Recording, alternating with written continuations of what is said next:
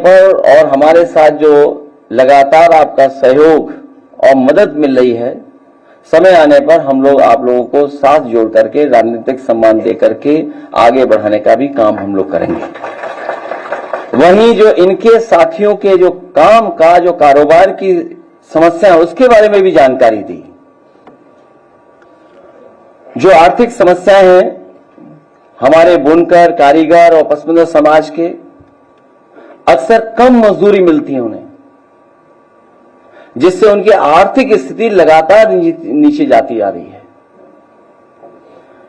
कम मजदूरी मिलने से, कम आय होने से उनके जीवन स्तर में लगातार कमी हो रही है।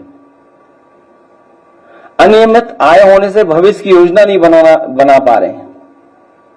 अगर उनकी आय नियमित नहीं है तो भविष्य के बारे में वो कैसे सोचें, भविष्य के बारे में भी कोई योजना नहीं बना पा रहे हैं। बिचौलियों द्वारा लगातार उनका शोषण हो रहा है और इनके कमाई का बड़े पैमाने पर हिस्सा बिचौलियों के हाथ में चला जाता है और वो हमारे बुनकरों के हाथ में या कारीगरों के हाथ में या पसमंदा समाज के हाथ से, उनके हाथ से छिन जाता है। बुनकरों के पास अक्सर पूंजी की कमी होती है, जिससे काम कारोबार बढ़ा नहीं पाते हैं। अगर उनके पास पूंजी हो या इंस्टीट्यूशंस जो हैं, फाइनेंशियल इंस्टीट्यूशंस हैं, उनको सपोर्ट करें तो कारोबार उनका और बड़े पैमाने से बढ़ सकता है। बुनकरों को अपने बनाए कपड़ों के लिए बाजार की अनिश्चितता का सामना करना पड़ता है, जिससे उनकी खरीद फरोख्त और आमदनी पर बुरा असर पड़ता है। जो हम लोगों ने सेंटर्स भी बनाए थे या सरकार की जो संस्थाएं भी हैं, वो उतना सहयोग मदद नहीं कर पा रही जितना उन्हें करना चाहिए, जिसकी वजह से उनके आर्थिक स्थिति का बहुत तरक्की और खुशहाली की ओर नहीं जा पा रहे हैं। आर्थिक समस्याओं का समाधान करने के लिए सरकार और अन्य संगठनों को बुनकरों के लिए विशेष योजनाएं और कार्यक्रम चलाने होंगे, जैसे कि वित्तीय सहायता, प्रशिक्षण और बाजार तक पहुंच प्रदान करना पड़ेगा। बाजार तक कैसे पहुंचे? वहीं जहां वो मेहनत करते हैं और अपना कारोबार चलाते हैं, उनके स्वास्थ्य को लेकर भी कई समस्याएं आती हैं, जिसका उन्हें सामना करना पड़ता है। स्वास्थ्य समस्याएं, बुनकरों को लंबे समय तक बैठकर के काम करने से स्वास्थ्य समस्याएं आती हैं। लंबे समय तक एक ही पोजीशन में बैठकर काम करने से पीठ और गर्दन में दर्द आता है। बुनकरों की आंखों की समस्या, जैसे कि आंखों में तनाव, धुंधलापन और आंखों की रोशनी कम होना होता है। धूल और रेशों के कणों के कारण उनको सांस लेने की समस्याएं, अस्थमा जैसी समस्या, बीमारी, ब्रोंकाइटिस की बीमारी का सामना करना पड़ता है बड़े पैमाने पर लोगों को। और क्योंकि लगातार धूल और रेशों के कणों के बीच में रहते हैं, तो मांसपेशियों में दर्द और थकान होती है। खासकर हाथ और कंधों पर बड़े पैमाने पर उन्हें नुकसान होता है, तो उनकी ये जो स्वास्थ्य की समस्या है वो भी दिखाई देती हैं। वहीं जहां हमारा सब कुछ बदल रहा है, बाजार बदल गया, बाजार में तरीके बदल गए। अभी कुछ दिन पहले एक बहुत ही बड़े चैनल पे मैं देख रहा था कि एक देश जो अपनी फैशन डिजाइन, उसके कारोबार में दुनिया में सबसे ज्यादा उसका नाम है। फ्रांस जैसे देश में जो डिजाइन है, जो उनकी अपनी फैब्रिक पे जो उनका कमांड है, कंट्रोल है, और उनमें जो फैशन और डिजाइन के लिए जो काम होता है, शायद दुनिया में उनसे बेहतर काम नहीं हो पाता उस देश से। उनके सामने भी संकट है चीन जैसे देश का।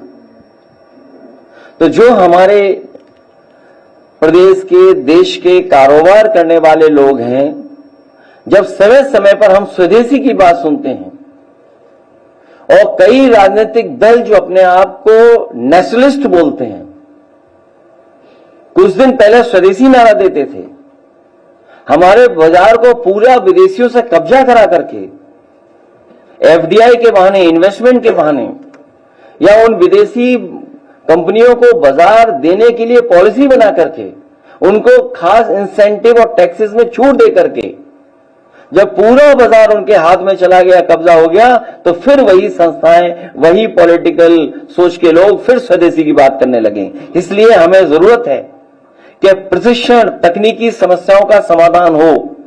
बुनकरों के नए डिजाइन और तकनीक के बारे में जानकारी नहीं होती है, जिससे वो अपने प्रोडक्ट्स को आधुनिक नहीं बना पाते हैं। इसलिए समय समय पर ट्रेनिंग या सरकार को ट्रेनिंग का काम करना चाहिए। मुझे याद है समाजवादी सरकार में अर्मेस जैसी सबसे बड़ी कंपनी दुनिया की, जो फैशन और डिजाइन में है, जो लग्जरी डिजाइन में है, उसके कारीगरों को ट्रेनिंग देने की इंस्टीट्यूशन और ट्रेनिंग देने की इंस्टीट्यूट बनाई गई थी। सरकार गई तो वो भी बंद हो गई। बुनकरों को नए डिजाइन, टेक्नोलॉजी और बाजार की मांग के अनुसार प्रशिक्षण मिलना चाहिए। पुरानी तकनीक का उपयोग करते हैं, जिससे उनकी उत्पादकता और गुणवत्ता प्रभावित होती है।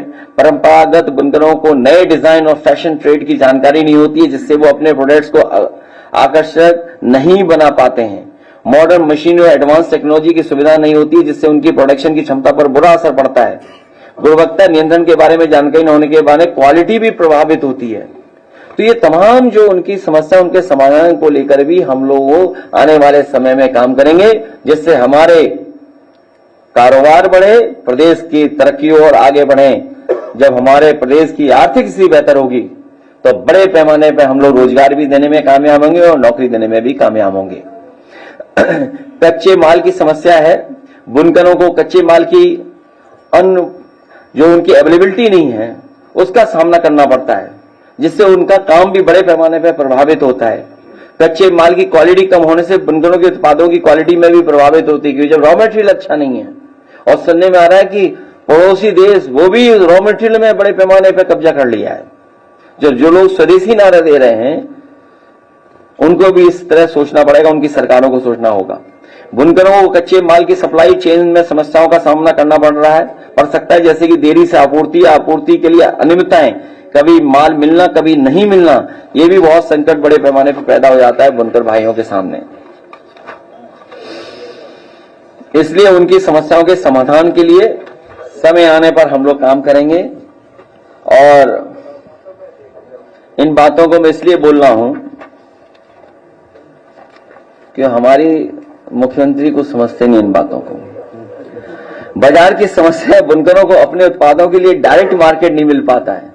ये जो ऑनलाइन जो नया जमाना आ गया है, ऑनलाइन, इसने भी बड़े पैमाने पर नुकसान पहुंचाया है। बुनकरों को अपने उत्पादों के लिए बाजार तक पहुंच नहीं मिल पाती है, जिससे उनकी बिक्री नहीं हो पाती है, और जो बिचौलिया होते हैं वो उसका लाभ उठाते हैं। बुनकरों का अक्सर मदरसा वही बिचौलिया शोषण करते हैं, उनकी कमाई का बड़ा हिस्सा छीन लेते हैं, उनकी आय प्रभावित होती है, और बाजार की भी उन्हें समय पर जानकारी नहीं होती, जिसकी वजह से उन्हें जो लाभ मिलना चाहिए वो नहीं मिल पाता है। अभी यही तय किया हम लोगों ने कि उनके और हमारे साथियों के सुझाव आएंगे, उनकी समस्या आएंगी, तो उनके समाधान के लिए हम लोग काम करेंगे और एक डॉक्यूमेंट तैयार करेंगे जो आने वाले समय में हमारे समाजवादी पार्टी के मैनिफेस्टो में शामिल होगा। गेहूं खरीद हो ही नहीं रही है। उस समय भी हम लोगों ने आपको बताया था कि सरकार गेहूं की खरीद कहीं की नहीं है, और सरकार के हर आंकड़े गलत होते हैं। उन्होंने 20% भी गेहूं की खरीद नहीं की है, सरकारी खरीद। अभी कुछ दिन पहले मुख्यमंत्री जी हवाई यात्रा पर निकले थे फसलों को देखने के लिए, मक्का की और तमाम फसलों को देखने के लिए हवाई यात्रा पर निकले थे। बताइए, जो लोग किसानों का सामना नहीं कर सकते वही तो हवाई यात्रा करेंगे। हमारे पहले मुख्यमंत्री हैं जो फसल को हेलीकॉप्टर से देखने निकले थे, और फसल को देखने के बाद एक भी केंद्र नहीं बना।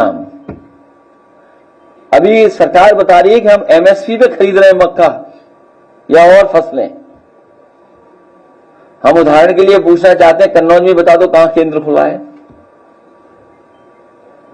जो हवाई यात्रा आपने की, जिस रूट पे आपका हेलीकॉप्टर गया होगा, कहीं एक केंद्र बना हो तो बता दें आप।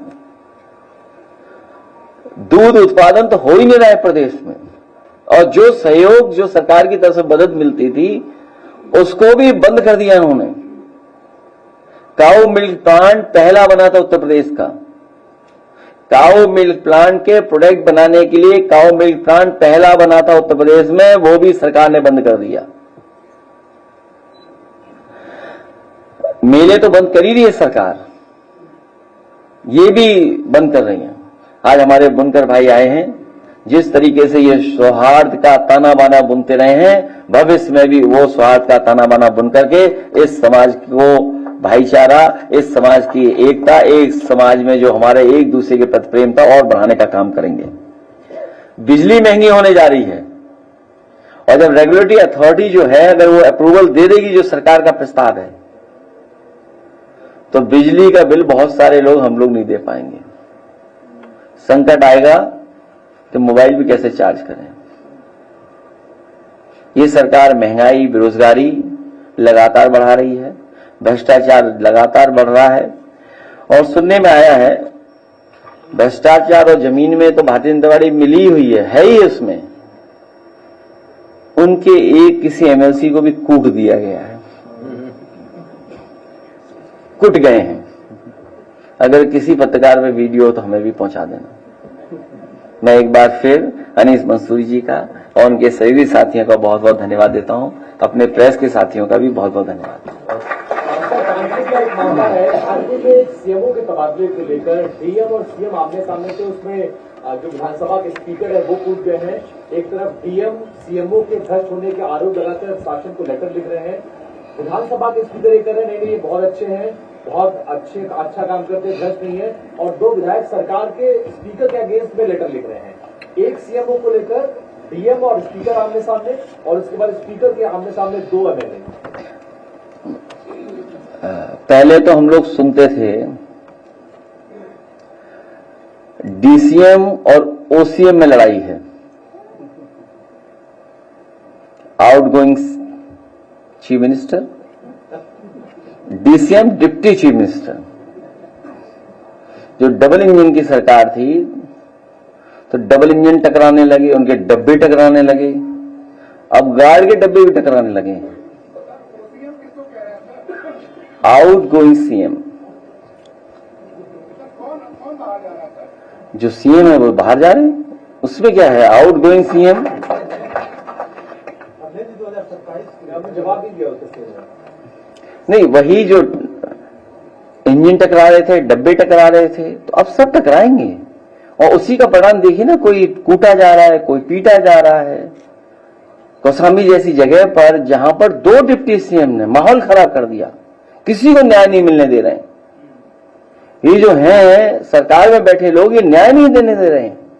जिन्होंने संविधान की शपथ ली है वो किसी भी पीड़ित परिवार को न्याय नहीं मिलने देना चाहते हैं। और अभी हमारे पार्टी के प्रदेश के अध्यक्ष श्यामलाल पाल जी उस परिवार से मिलने जाना चाहते थे। पुलिस है इनके पास, पुलिस लगा दी, नहीं जाने देंगे आपको। अब आप हमें एक्सरसाइज करिए भागने दौड़ने की, चोरी छिप करके जाइए तो आप जा सकते हैं। स्वास्थ्य मंत्री जी बोलते हैं कि प्रदेश में स्वास्थ्य जो व्यवस्था है वो बहुत बेहतर है, लेकिन वहीं महुआ जिला अस्पताल में जो है एक पेशेंट को जो है कोयले का घोल दिया गया और कहा गया कि यहाँ दवाई नहीं। ये कोई नया ऐसा नहीं हो रहा है। सुल्तानपुर में दर्द या चोट किस पैर में थी, किस हाथ में, और लगा दिया किस हाथ में प्लास्टर। ये कोई नई बात है। अच्छा, जो है भी मान लो जिसका जो काम है वो काम ही नहीं कर रहे हैं। हमारे ओसीएम साहब का काम क्या है, सबसे प्रिय काम क्या रहा, पूजा पाठ। और दूसरे का काम क्या था जो स्वास्थ्य विभाग जिनके पास है। कभी हमारे हाथा वालों से पूछ लेना, तो उनसे क्या उम्मीद करोगे कि इंस्टीट्यूशन चलेंगी। आप सोचिए, रिजल्ट आ गया है, अभी नए बच्चे आएंगे एमबीबीएस के, उनको एडमिशन्स होंगे, नया बैच ऊपर पहुंच गया, मतलब पुराना बैच ऊपर पहुंच गया हुआ, नया बैच आएगा। आपके मेडिकल कॉलेज की स्थिति क्या है, क्या इंफ्रास्ट्रक्चर है। अगर मेडिकल कॉलेजेस में इंफ्रास्ट्रक्चर नहीं होगा, प्रोफेसर्स नहीं होंगे, पढ़ाने वाले लोग नहीं होंगे, तो हम कैसे डॉक्टर्स को तैयार कर रहे हैं। और फिर यही होगा कि कोयले का घोल पीजिए, गलत इंजेक्शन लग गया, जान गई। आप कहोगे बाएं हाथ में प्लास्टर, वो दाएं हाथ में बांध देंगे। और ये कोई पहली बार घटना नहीं हो रही है। अगर आप 8-9 साल 10 साल का हिसाब किताब निकालेंगे तो न जाने कितने ऐसे निकलेंगे आपको उदाहरण कि जहां पर नेग्लिजेंस की वजह से जान गई है, ओवरडोज की वजह से जान गई है। एंटीबायोटिक दे दिए आपको, दवाई, क्योंकि गरीब सोचता है दवाई नहीं मिलेगी तो हम ठीक नहीं होंगे, ओवरडोज दवाई दे रहे हैं, गलत दवाई देकर के जान गई लोगों की।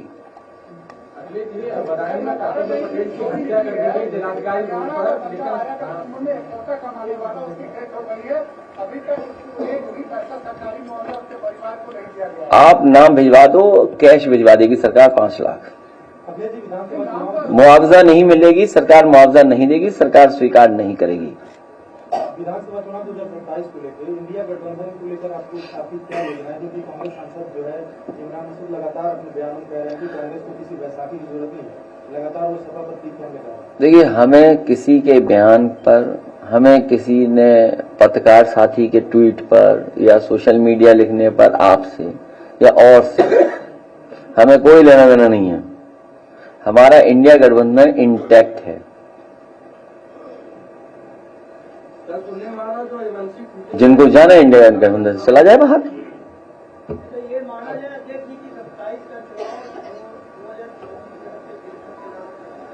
इंडिया गठबंधन लड़ेगा चुनाव। अरे वीडियो हमें ला दो। अब मुझे नहीं पता कौन है, लेकिन मुझे जानकारी मिली है कि एक एमएलसी साहब कोई जमीन और लेन देन और बंटवारे को लेकर के कूटे गए हैं। सर, आम का सीजन चल रहा है। मलिहाबाद में समाजवादी पार्टी की सरकार में बनी मंडी अभी तक चालू नहीं हुई। किसान लगातार हमें क्षेत्र में प्रवेश करने जाते, किसान कह रहे हैं मुझे सवाल पूछिए कि सरकार से कब पहले मंडी कब चालू होगी? ये सरकार मंडी नहीं चलाएगी, ये सरकार आपको ऑर्गेनिक वाइन पिलाएगी,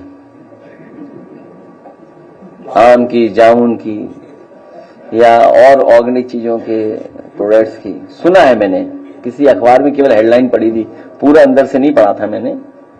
सुना है कि आम नहीं, सरकार आम पर ध्यान नहीं देगी, अब वाइन पे ध्यान देगी। मंडी में पहले से बहुत जाम रहता है, जाम की समस्या है, मंडी वहां नहीं चली तो जाम की समस्या ज्यादा हो रही है।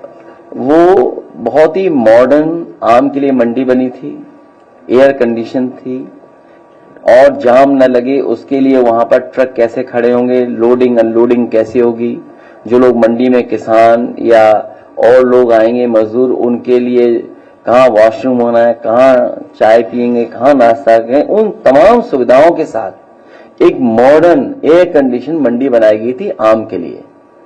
लेकिन ये सरकार कारोबार, रोजगार, उस पर ध्यान नहीं देती है, क्योंकि कारोबार हमें जोड़ता है, उद्योग हमें जोड़ते हैं, इसलिए उद्योग कारोबार इनके एजेंडे में नहीं है, नौकरी इनके एजेंडे में नहीं है, इनके एजेंडे में महंगाई है, इनके एजेंडे में भ्रष्टाचार है, इनके एजेंडे में अन्याय करना है, लोगों को डराना है, इनके एजेंडे में अगर आपने सच बोल दिया तो पुलिस भेज देंगे आपके पास। देखिए, एक वीडियो वायरल हो रहा है, कल एक वीडियो वायरल हो रहा है, हरदोई में एक बच्ची ने पिस्टल लगा दिया था एक पेट्रोल पंप कर्मचारी को। बीजेपी अब ये कह रही है कि वो सपा के नेता है, हालांकि उसकी बेटी ने खारिज किया कि 20 साल से पॉलिटिक्स में नहीं है। नहीं, देखिए, आपका बीजेपी के प्रोपेगेंडा का कोई मुकाबला नहीं कर सकता, बीजेपी के घटिया प्रोपेगेंडा का कोई मुकाबला नहीं कर सकता। बीजेपी के पास इतना संसाधन है, किसी को बदनाम करने के लिए आप कल्पना नहीं कर सकते। जिस फोटो से, जिस वीडियो से, जिस किसी और न्यूज से या फर्जी न्यूज बना करके कितना बदनाम कर सकते हैं, कितना पर्सनल उसको डैमेज कर सकते हैं, उसकी तैयारी करते हैं लोग। अभी जब मैं आपसे मिल रहा हूं, हालांकि मुझे नहीं पता था ये साथी ये सवाल पूछेगा, एक बहुत बड़े महानगर से सुबह सुबह मुझे एक बहुत ही प्रतिष्ठित वैश्य समाज के उन्होंने व्हाट्सएप भेजा मुझे और कहा कि ये न्यूज देखिए, इस न्यूज में यह है कि केवल समाजवादी पार्टी मुस्लिम बेटियों को ही कन्यादान या मदद करेगी। तो मैंने कहा ये कहां से न्यूज चल रही है? तो उन्होंने कहा ये ग्रुप है। तो बहुत सी बात करने के बाद, उन्हें भरोसा दिलाने के बाद मैंने उनसे ये कहा कि ऐसा करिए, आप जो व्हाट्सएप ग्रुप से ये मैसेज आ रहे हैं उनका मुझे स्क्रीनशॉट भेज दिए, नंबर मत भेजिए। यकीन मानिए मेरे पास 3 हैं, 3 स्क्रीनशॉट भेजे उसमें, और जो तीनों स्क्रीनशॉट में जो ग्रुप्स बने हुए व्हाट्सएप में, उसमें बने हुए बीजेपी ऑब्लिक आरएसएस, और उनसे आ रही है वो न्यूज। और मैं तो आपसे कहूंगा, शायद मुझे नहीं उन ग्रुप्स में जुड़ पाऊंगा मैं, आप लोग तो सब जानते ही बात है, और कोई आपके पास बहुत कट्टर बीजेपी का समर्थक हो, उससे अपनी चाय पिला के या बर्गर खिला के या उससे दोस्ती बढ़ा करके एक बार उसके व्हाट्सएप ग्रुप देख लीजिए, आपको पूरी सच्चाई सामने आ जाएगी। सर 2027 का चुनाव में पीडीए का फार्मूला कितना सफल रहेगा, और 2 शब्द सर जातीय जनगणना पर। पीडीए का ये फार्मूला नहीं है, ये पीडीए गठबंधन इमोशनल गठबंधन है, ये भावनात्मक गठबंधन है। जो पीड़ित है, दुखी है, जो अपमानित है, वो पीडीए में है। और आज मुझे खुशी है कि पीडीए में पसवंदा लोग भी हमारे साथ हैं, पी फॉर पसवंदा समाज, और जाति जनगणना के पक्ष में हम लोग हैं। समाज की सही तस्वीर आए, जनगणना हो, कौन कितना गिनती में है वो आए। और याद कीजिए, हम लोग इसी जगह पर कहते थे और प्रेस में कहते थे, समाजवादियों की सरकार बनेगी तो 3 महीने में जाति जनगणना करा कर दिखा देंगे। तो आज टेक्नोलॉजी है, आज संसाधन है, आज कम समय में चीजें हो सकती हैं, और उसके बाद बहुत सारी पॉलिसीज फ्रेम हो सकती हैं, जिससे हम अपने गरीब और पिछड़े लोगों को, पीडीएस समाज के लोगों को, उनका लाभ दे सकेंगे योजनाओं का। पंचायत चुनाव आ रहे हैं, पंचायत चुनाव की क्या तैयारी है? हमारी पंचायत चुनाव में पूरी तैयारी है, और हमारी पार्टी में हम लोग बैठक कर लेंगे। लेकिन बीजेपी रिसर्च कर रही है, सुनने में आया कोई बहुत बड़ा कंसल्टेंट हायर किया गया है। अभी लगभग 52,000 ग्राम पंचायतें हैं, वो सोच रहे हैं बढ़ाएं कितनी, जिससे कि हमारा बोर्ड गड़बड़ हो जाए, कैसे तिगड़म करें, क्योंकि प्रधानी का चुनाव बड़ा टेक्निकल होता है और बड़ा जमीनी चुनाव होता है। तो ग्राम सभाएं बढ़ा करके या इधर उधर कर करके क्या उससे लाभ हो सकता है पॉलिटिकल, वो बूथ वाइज मैनेज करने की कोशिश कर रहे हैं, बूथ ग्राम सभाएं आप मैपिंग कर रहे हैं, जाने क्या क्या एआई का इस्तेमाल कर रहे हैं। पंचायत चुनाव को देखते हुए अरे एआई का इस्तेमाल करें, तुम्हें पता ही नहीं एआई क्या होता है, वे मतलब लिए मोबाइल और एआई जानते नहीं। मैं कह रहा हूं वो लोग कहां बूथ पे हमें वोट मिला है, किस ग्राम सभा में है, उसमें क्या ऐसा करें कि यहां पर समाजवादियों का वोट गड़बड़ा जाए, उसकी वो टेक्नोलॉजी से तैयारी कर रहे हैं। आपको लगता है कि जनगणना ये सही कराएंगे? अभी तक तो कोई काम सही किया ही नहीं इन्होंने, तो इससे क्या उम्मीद करोगे आप? जो लोग सीसीटीवी पे पकड़े जा रहे हो, कैमरे में पकड़े जा रहे हो। अब देखिए, निगेटिव बातें मत रखा करो, मैं चंडीगढ़ की बात कर रहा हूं। आप लोग नकारात्मक बातें मत रखिए। बदायूं में कर्तव्य पटेल की जिलाधिकारी रोड पर मुख्यमंत्री जी के स्वजातीय लोगों ने हत्या कर दी, 3 दिन हो गए, अभी अपराधी दिन दहाड़े हत्या की है। मैं बदायूं में जो अन्याय हुआ है पटेल समाज के नौजवान के साथ, उसको न्याय मिलना चाहिए, और जो दोषी उनके साथ गिरफ्तारी होनी चाहिए। और सरकार में कई जगह हमें देखने को मिल रहा है, जो सरकार से करीब लोग हैं, उनके लिए कानून व्यवस्था कुछ है ही नहीं, वो कानून व्यवस्था नहीं मानते, और उसी का परिणाम यह है कि देखो एमएलसी कूटे गए। सर केजीएमयू में कल जबरन 4 लोगों की नसबंदी कर दी गई, इसी के ऊपर भी एफआईआर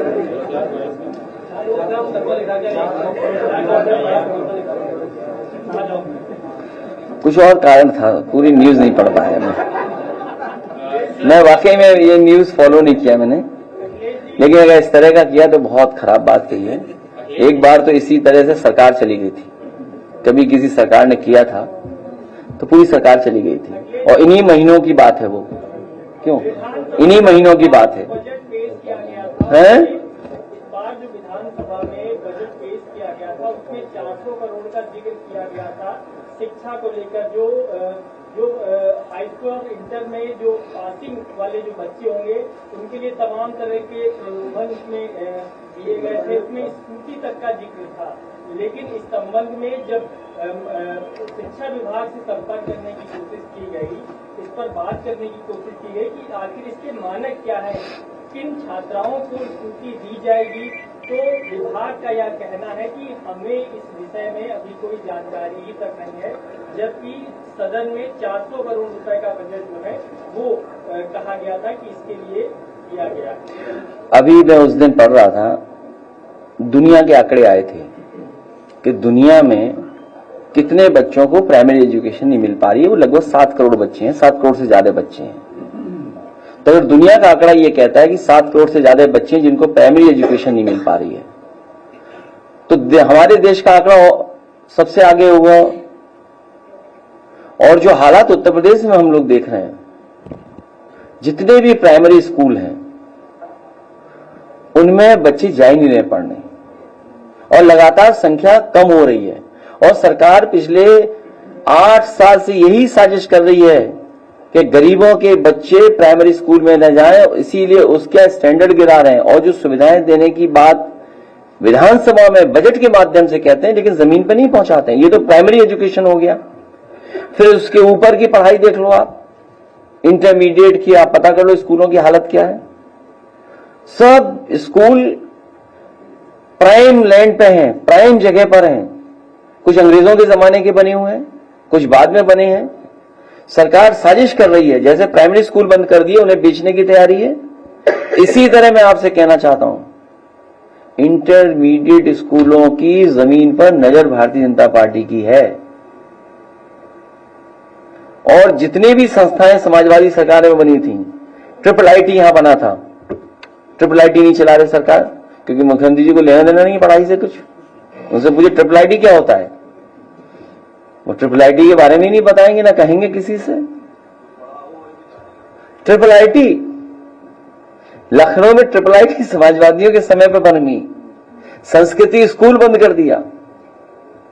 कोई भी सरकारी स्कूल बोला रहा हूं मैं, सैनिक स्कूल नहीं बना पाए, पीपीपी पे बना रहे अपने लोगों को ऑब्लाइज करने के लिए। तो ये जो बोला था स्कूटी देना, हो सकता है स्कूटी में इनके वो बात न बन रही हो, जिस वजह से कूटे गए एमएलसी, इसलिए स्कूटी नहीं आई है। जिस दिन बात बन जाएगी बंटवारे की, उस दिन स्कूटी आ जाएगी।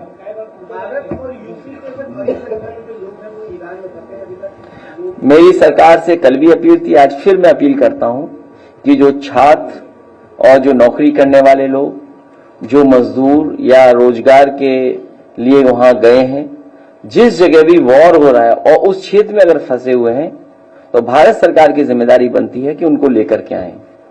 और नहीं तो प्रधानमंत्री उधर ही बगल में गए हुए हैं, किसी एयरपोर्ट पर उतर जाए, सबको लेते आए अपने संग। और आप सोचिए, आप अहमदाबाद में जो एक्सीडेंट हुआ है, अभी तक किसी का इस्तीफा नहीं हुआ। ये जो कुछ हुआ है, सोचो एक पल वो जीवित थे और दूसरे पल वो नहीं जीवित थे। इतने सेकंडों में, कम सेकंडों में जीवन खो दिया लोगों ने। उनके परिवार के सदस्य चले गए। और जहां पर एयरक्राफ्ट गिरा, वहां पर न जाने कितने डॉक्टर और उनके परिवार के सदस्यों ने जान चली गई। उन्होंने अपने परिवार के लोगों को खो दिया। उनका तो नाम ही नहीं आ रहा था। इसलिए आप सोचिए, हम पुलवामा में इस्तीफा नहीं मांग रहे थे, पहलगांव में इस्तीफा नहीं मांगा, लेकिन कम से कम सरकार को और जो जिम्मेदार लोग हैं उनको अपने पद से इस्तीफा दे देना चाहिए। मैं ये नहीं जानता हूं कि कौन क्या कह रहा है, लेकिन ये कोई इतना सेफ एयरक्राफ्ट जिसको माना गया, दुनिया मानती थी, हम उस बहस में नहीं उलझना चाहते हैं, लेकिन जिम्मेदारी सरकार की बनती है। बहुत सी बातें कही जा रही हैं कि जब से ये प्राइवेटाइज हो रहा है तब से चीजें लोगों को हटाया जा रहा है, अपने लोगों को नौकरी दी जा रही थी। कहीं कोई ये वजह तो नहीं थी कि अपने लोगों को नौकरी देने की वजह से इनकॉम्पिटेंट लोगों को वहां बैठा दिया गया हो। ये कोई सामान्य इशू नहीं है। सोचिए, हम और आप विजुअल्स देखते हैं, हवाई जहाज में नहीं बैठ सकते अब, जहां दिन रात हम लोग चलते थे। सोचिए कितना अनसेफ, अनसिक्योर, मतलब कितनी पैदा कर दी उन्होंने, शंकाएं कितनी पैदा कर दी, आशंकाएं पैदा कर दी। ये सरकार सबको मार देगी और खुद चलते रहेगी, सरकार चलाते रहेंगे। इसलिए मैं आपका धन्यवाद देता हूं। पसमानदा की सर आपने बात कही, पसमानदा समाज एक जमाने से आरक्षण और कर्पूरी ठाकुर के रिपोर्ट को लागू करने की मांग कर रहा है। प्रधानमंत्री ने भी पसमानदा मुस्लिम की बात कही थी। आपकी सरकार आएगी सर, आरक्षण देंगे क्या वो रिपोर्ट? आपको याद होगा समाजवादी सरकार बनी थी तो नेताजी ने कहा था 20% हम लोग उनको सुविधाएं देंगे और दे करके दिखाया था। हमारी आप लोग मिलकर के सरकार बनाओ, हम लोग खुशहाली और तरक्की के लिए जो भी फैसला लेना होगा लेंगे हम।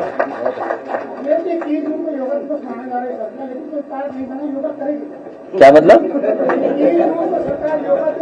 मेरा आपसे और सरकार से यही निवेदन है, लाइव मत दिखाना योगा किसी का। और अगर कोई योगा करने आए तो आज ही से प्रैक्टिस शुरू कर दे, जिससे कि लाइव कैमरे में कुछ गड़बड़ योग ना हो जाए। है? और देखिए आपको मैं बता दूं, हालांकि ये खुशी की बात है, समाजवादियों को इस बात की खुशी है कि समाजवादियों ने जो ओपन स्पेस दी है या जो पब्लिक प्लेसेस क्रिएट किए हैं, लोहिया पार्क है, जेनेशियस पार्क है आपका, या आपका पुराने लखनऊ में जो ओल्ड इलाका था, हेरिटेज इलाका जिसको हम लोगों ने अच्छा किया, ये वही जगह है जहां पर बड़े पैमाने पर लोग योग करने आते हैं, एक्सरसाइज करने आते हैं। और ये रिवर फ्रंट, मैं आज फिर कहता हूं आपसे, देश का सबसे अच्छा रिवर फ्रंट है ये, देश का। और इतने अच्छे और इतनी क्वालिटी के और इतनी वैरायटी के ट्रीज फ्लावरिंग वाले कहीं नहीं है जहां ब्लूमिंग सीजन देख सकें। आपके रिवर फ्रंट पे था। गुजरात के भी रिवर फ्रंट से अच्छा है, लेकिन पता नहीं अच्छा काम इन्हें अच्छा नहीं लगता है। वहां पर फुब्बारे चोरी हो गए। इस सरकार में फुब्बारा चोर कौन है? आखिर कौन है फुब्बारा चोर इस सरकार में? और जो मोटर बोट सुनने में आया था कि कोई चलेगा स्कूटर, उनको मास्क लगा के, इतनी बदबू है उसके अंदर, क्योंकि ये साफ ही नहीं करना चाहते हैं। और नमामि गंगा, गंगा सफाई के नाम पर कितना पैसा साफ कर लिया, बजट साफ हो गया। काली नदी का जो चित्र दिखाया एक साथी ने, पूरी गंदगी काली नदी की मिल रही गंगा में। आखिर कौन जिम्मेदार इसके लिए? काली नदी का साफ न होना, उसके लिए जिम्मेदार कौन है? हिंडन नदी का साफ न होना, उसके जिम्मेदार कौन है? यमुना नदी साफ नहीं, उसका जिम्मेदार कौन है? कानपुर में अगर आसपास है तो एक तरफ इंडस्ट्रियलाइजेशन आप चाहते हैं, आप विकसित भारत बनाना चाहते हैं, तो वो आपके पास फ्रेमवर्क क्या है कि आपका इंडस्ट्रियलाइजेशन भी हो जाए और विकसित भारत भी हो जाए। मैं अपने पत्रकार साथियों से कहूंगा, ये बीजेपी वाले बहुत विकसित भारत बोलते हैं, इनसे बताओ विकसित भारत होता क्या है? कम से कम आपको तो डिफाइन करें भाई, आपको तो बताएं कि विकसित भारत की तस्वीर ऐसी होगी। और 10 साल में क्या किया इन्होंने? 20 साल में, मतलब 9 साल यहां के और 11 साल दिल्ली सरकार की, 20 साल में क्या आपने विकसित भारत बनाया? विकसित भारत में क्या यही है डायलिसिस की लाइट गई और मरीज मर गया? क्या विकसित भारत यही तस्वीर है कि हमारी नदियां अभी भी गंदी हैं, अगली पीढ़ी क्या देके जाएंगे हम लोग?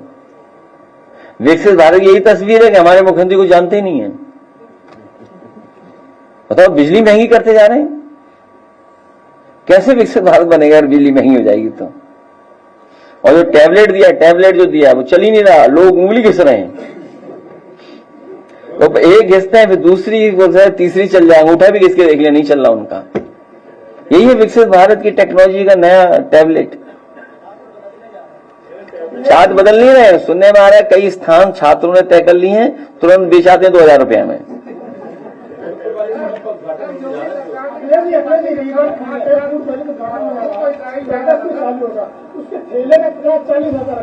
क्या चीज?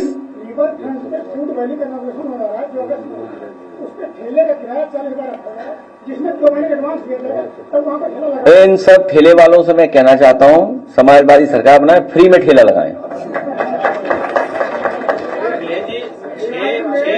पहले फ्री था, आपको याद होगा, फ्री था। इजराइल में भारत की सरकार ने 5000 लेबर्स को गाजे बाजे के साथ भेजा था। दावा किया है। मैं आपके माध्यम से निवेदन करूंगा अपने मुख्यमंत्री जी से कि वो सभी एयर इंडिया के एयरक्राफ्ट ले जाएं, खुद बैठ करके जाएं और सभी लोगों को